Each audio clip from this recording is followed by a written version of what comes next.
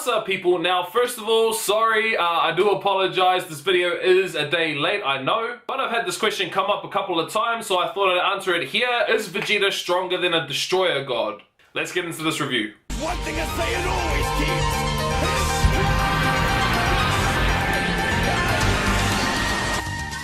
Alright, so first of all, we've got to give big props to Android 17 and even Frieza, really. 17 has been consistently fighting some of the best people in this competition and he hasn't been slowing down, so honestly, he's probably one of our most valuable players. He's always thinking of strategies on the fly that help them knock someone out. I mean, even if you think about the strategy he used with Toppo, obviously it didn't stop Toppo, but it was an awesome strategy. He decided that he would trick Toppo into destroying a hole around the rubble and then using the rubble up the top to bury him underneath it. Things like that are the reason why 17 is still in this competition and still fighting hard, so I mean, we gotta give him props. And of course we still have Frieza thinking that he's a top contender, that he thought he could take on Toppo the way he is now. Obviously he couldn't, and that really showed. But anyway, on to the big fight, Vegeta versus Toppo, and is Vegeta stronger than a god of destruction? Now my answer is no, and I will explain why, but let's talk about Vegeta and Toppo's fight just for a little bit. Vegeta was a friggin' monster today. He monstered Toppo easily. Yeah, at the beginning of the fight it was a bit wishy-washy, we weren't sure what was gonna happen. Toppo did look like he was getting the upper hand a little bit, but as soon as he pissed off Vegeta, straight into beast mode. I mean, seriously, at the beginning it did seem like he had the upper hand, but as soon as it got to the point where Vegeta was angry at him, there was no stopping him. Vegeta would be beating him up, kicking him to the other side of the ring, meeting him at that side of the ring, and kicking his ass back to the other side of the ring. Vegeta just putting on a beatdown saying, you can drop everything you care about, but I'm not about to. Which, like I did say in my video or the video before, that Toppo getting to this point was him letting go of all of his morals, all of his justice, and just becoming a god of destruction. That was obviously the case, that's why he said. Then Vegeta pretty much saying, I'm stronger than you and I got here without dropping anything.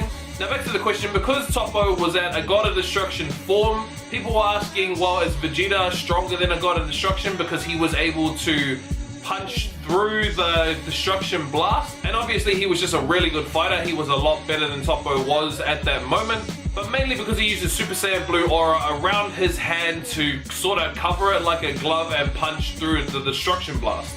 It did look awesome, and honestly it seemed to me like this was kind of the anime's answer for what they did in the manga. For those of you who are unfamiliar with the manga, Goku was able to perfect the Super Saiyan Blue form, and while he was in that form was able to use the God of Destruction move, Hakai. I find that really weird. I don't want to call it Hakai because it's just destroy, but that's what everyone's labeling it, I guess. So that's what Goku did to Zamasu and was actually destroying him. And honestly, I don't think we're ever going to see it at the end of this tournament anyway. There's no way for them to show it because if you kill someone, you will be disqualified.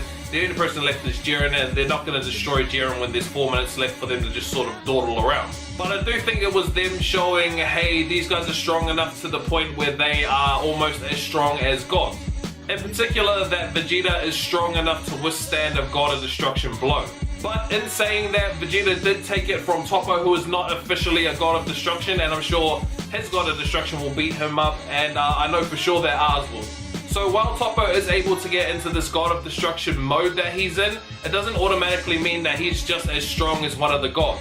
For example, it's sort of like saying Goten Super Saiyan is as strong as Goku Super Saiyan. Clearly they're not, because there is a base rate and then it multiplies from there. Goku's base rate is stronger than Goten, so just because Goten goes Super Saiyan doesn't mean he's as strong as Goku Super Saiyan.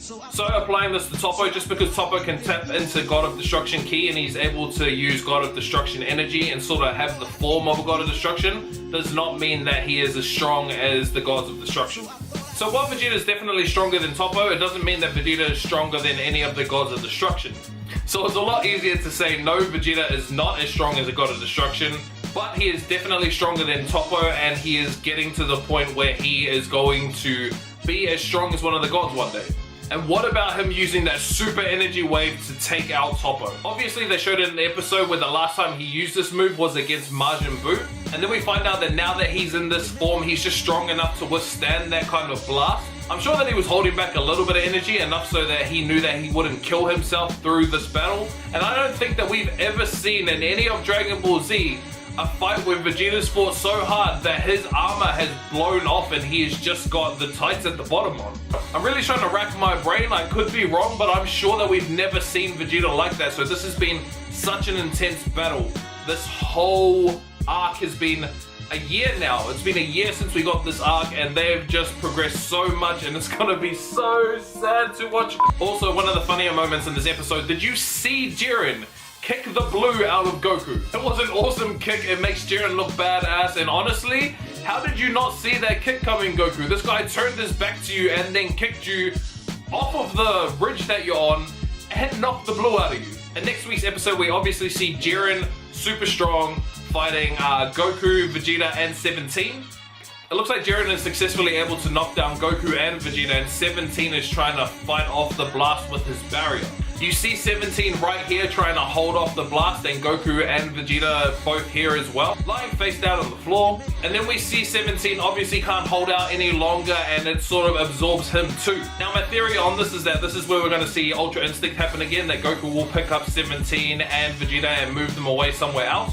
It really seems like Ultra Instinct comes when Goku is depleted and his body is in danger.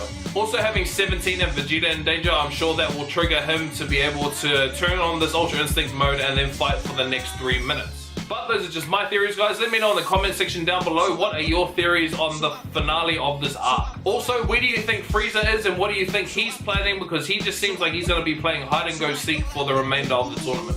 I will leave these boxes on the screen if you want to check out some of my vlogs, but thank you so much for watching, people. I'm the Sand Satsumi. Catch you guys next time.